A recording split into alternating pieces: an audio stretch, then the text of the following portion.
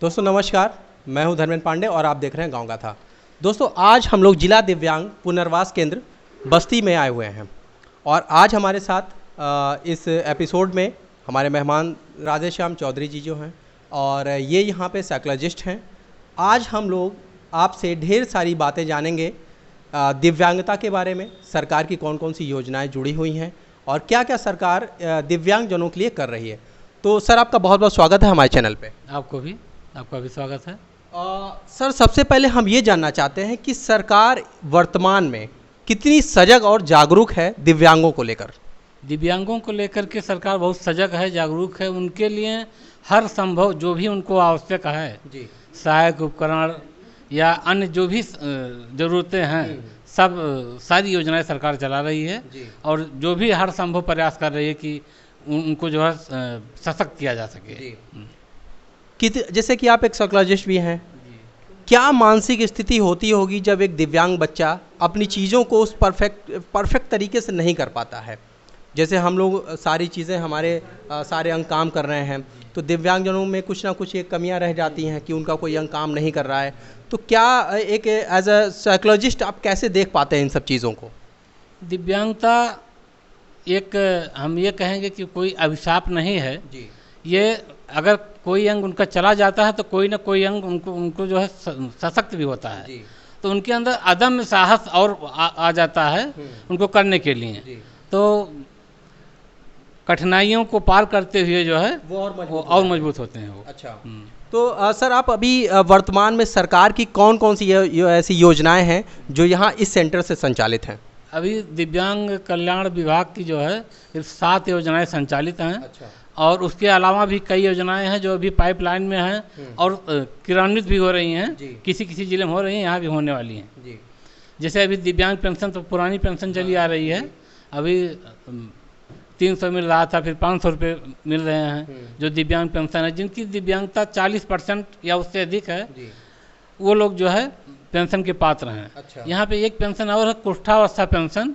ये क्या होती है? ये जो हाथ पैर से जो है जिनके अंदर कुष्ठ रोग के कारण जो है उनके हाथ पैर कट जाते हैं या उनके कुष्ठ रोग के लक्षण दिखाई पड़ते हैं, उनको जो है 2500 रुपये प्रति माह पेंशन दी जाती है और अन्य दिव्यांगों को 500 रुपये प्रति माह पेंशन दी जाती है। अच्छा। हाँ। तो इसके अलावा भी जैसे मान लीजिए अगर हम दिव्यांगता की बात करें तो क्या कुछ सरकार इसमें सर्जरी वगैरह का भी प्रबंध इसमें करती है? जी, अगर दिव्यांगता की अगर हम बात करते हैं, इनके हाथ पैर टेढ़े हैं जी, या कहीं सुन नहीं पा रहे हैं, बच्चे हैं 5 साल तक के बच्चे हैं, तो उनके कॉन्क्लियर इम्प्लांट के लिए अच्छा 5 लाख 6 लाख तक की सहायता जो है स्टेट गवर्नमेंट दे रही है, बियर कर रही है। अच्छा। और करेक्टिव सर्जरी के लिए हाथ पैर टेढ़े हैं, ऑपरेशन से सही होने लायक हैं, तो हर साल यहाँ पे ऑपरेशन हो रहे हैं। अभी पिछले साल 49 बच्चों का जो है ऑपरेशन हुआ है इसी मार्च में। अच्छा। और फिर जो है चिन्हांकन चल रहा है बच्चों का जी।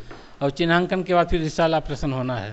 क्या प्रक्रिया होती है चिन्हांकन की? चिन्हांकन की हम लोग गाँव में जाकर के सर्वे करते हैं। जी। शिक्षा विभाग लगा हुआ है, DDRC लगी हुई है, DDRC के कर्मचारी जो है जांच करते हैं। यहाँ पे हर सोमवार को जिला अस्पताल में कैंप लगता है दिव्यांग प्रमाण पत्र बनवाने के लिए। यहाँ आते हैं, यहाँ हम लोग काउंसलिंग करते हैं, उससे चिन्हित करते हैं, गांव में सर्वे के माध्यम से चिन्हित करते हैं। चिन्हित करके फिर एक बार यहाँ कैंप लगा करके यहाँ के विशेषज्ञ चिकित्सक होते हैं, आर्थो सर्जन होते हैं, उनके द्वारा जाँच कराया जाता है। जांच के बाद जो दिल्ली से चिकित्सक आते हैं, अच्छा, वो जो है फाइनली करते हैं कि इनका ऑपरेशन करने के बाद फ़ायदा होगा अथवा नहीं होगा। अगर फ़ायदा होने लायक होता है तो फिर ऑपरेशन होता है। अच्छा। हाँ। अगर हम बात करें कि सक्सेस रेट की, जैसे आपने बताया कि यहाँ पे सर्जरी, करेक्टिव सर्जरी की बात आपने बताई, तो जो सक्सेस रेट है वो आप लोगों का क्या रहता है? हमको लगता है सक्सेस रेट 80% है। 80% है। अच्छा, 80% सक्सेस रेट आप दे पा रहे हैं यहाँ से।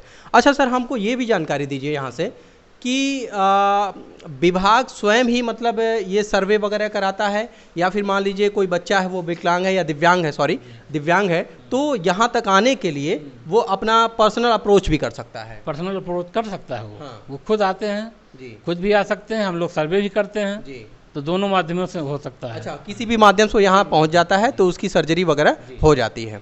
अच्छा, तो अभी सर वर्तमान में क्या कुछ अभी वर्तमान की अगर हम योजनाओं की बात करें तो क्या कुछ सर्वे का काम अभी चल रहा है यहाँ बस्ती जिले में? प्रॉपर चल रहा है सर्वे। जी जी, बस्ती जिले में सर्वे का काम चल रहा है। अच्छा, इसकी सर्जरी वगैरह कब तक होने की संभावना है? सर्जरी एक चिन्हांकन के बाद हमको लगता है किसी दिसंबर जनवरी फरवरी तक जी। सर्वे वो होगा ऑपरेशन। अच्छा, ऑपरेशन लगभग दिसंबर और जनवरी फरवरी तक हो सकता अच्छा अच्छा। सर एक अहम सवाल ये भी है कि वर्तमान में सरकार की कौन कौन सी ऐसी योजनाएं हैं जो दिव्यांगों को रोजगार प्रदान करने की दिशा में क्रियान्वित की जा रही हैं? है। एक दुकान संचालन या दुकान निर्माण योजना है। जी तो इसमें जो है दुकान निर्माण के लिए 20,000 जी और दुकान संचालन के लिए 10,000 रुपये। अच्छा। 2 योजनाएं हैं। जी। अगर दुकान निर्माण भी करना है और संचालन भी करना है तो 20,000, और दुकान संचालन करना है केवल तो 10,000 रुपये। जी। खो गुमटी में जो है जी वो 10,000 रुपये ऋण लेकर के काम कर सकते हैं। ये ऑनलाइन होता है हर साल अप्रैल महीने में से जो है अप्रैल से मई जून तक जी 10, 15, 20 करना चाहता है हर साल। तो ये जो भी जितने भी लोग ऑनलाइन कर देते हैं शीघ्र, जी। तो उनको जो है ऋण दे दिया जाता है आसानी से। जी। कहीं किसी बैंक में जाने की जरूरत नहीं, उनके सीधे खाते में जो है PFMS के माध्यम से स्थानांतरित कर दिया जाता है, ट्रांसफर कर दिया जाता है। कुछ परिवहन से जुड़े हुए सवाल हैं। जब दिव्यांगजन यात्रा करते हैं तो मुश्किल का काम है कि बस में कैसे चढ़ेंगे, ट्रेन में कैसे चढ़ेंगे, लेकिन यहाँ भी सरकारें कुछ रियायत शायद इनको प्रदान करती हैं। वो रियायतें अगर आपको जानकारी में है तो थोड़ा हमें दर्शकों को बताएं। जिनकी दिव्यांगता 40% से 80% या 79% तक है, तो सरकार 40% वाले को 40 से 100 वाले को, चाहे 40 हो या 100 हो, उनको जो तो निःशुल्क दे ही रही है। लेकिन अगर 40 से 79 है या 80 हो गया, 40 से 80 हो गया, 80% या उससे अधिक के लोग एक सहायक रोडवेज की बसों में, अटेंडेंट भी उनके साथ हाँ, एक सहायक भी रोडवेज की बसों में दे रही है। निःशुल्क एक भी पैसा किराया नहीं देना है। अगर यहाँ की बस्ती डिपो की बस दिल्ली में जा रही है, वो अदर स्टेट हो गया, बस्ती डिपो की बस दिल्ली में जा रही है तो दिल्ली तक का किराया निःशुल्क। अच्छा। राजस्थान जा रही है तो राजस्थान तक का किराया निःशुल्क। तो जहाँ भी बैठता है अंतिम गंतव्य तक निःशुल्क किराया, एक भी रुपया किराया नहीं लगेगा। यह है। सरकार निश्चित तौर पे दिव्यांगों के लिए बहुत अच्छा काम कर रही है और अभी हाल में ही हम लोग देख रहे हैं कि ओलंपिक ख़त्म हुआ, अभी पैरालंपिक चल रहा है। दिव्यांगजनों का ओलंपिक गेम होता है, टोक्यो में संचालित हो रहा है, जहाँ पे हमारा देश भारत भी वहाँ पे पार्टिसिपेट कर रहा है। और कितनी अच्छी बात है कि दिव्यांग होने के बावजूद हमारे पास कितने गोल्ड आए, ब्रॉन्ज आए, सिल्वर आए, लेकिन एक चीज़, एक टीस सी रह जाती है मन में कहीं ना कहीं। मैं आपसे भी इस बारे में जानना चाहूँगा कि एज अ साइकोलॉजिस्ट आपसे मैं उत्तर लेना चाहूँगा। क्या मानसिकता है जब एक भाला फेंका जाता है, उस भाले से गोल्ड आता है तो देश में एक अलग माहौल बनता है, एक हर्ष का माहौल बनता है, एक नेशनल क्रश बन जाते हैं जो जिन्होंने भाला फेंका था, मैं नाम नहीं लेना चाहूँगा। तो क्या आज के समय में जब पैरालंपिक में हम इतना अच्छा प्रदर्शन कर पा रहे हैं तो सरकारों को आगे आना चाहिए, लोगों को आना चाहिए आगे और हाथों हाथ लेना चाहिए इन लोगों को कि भाई ये भी तो एक खेल है और इस खेल में हम बहुत अच्छा प्रदर्शन कर रहे हैं।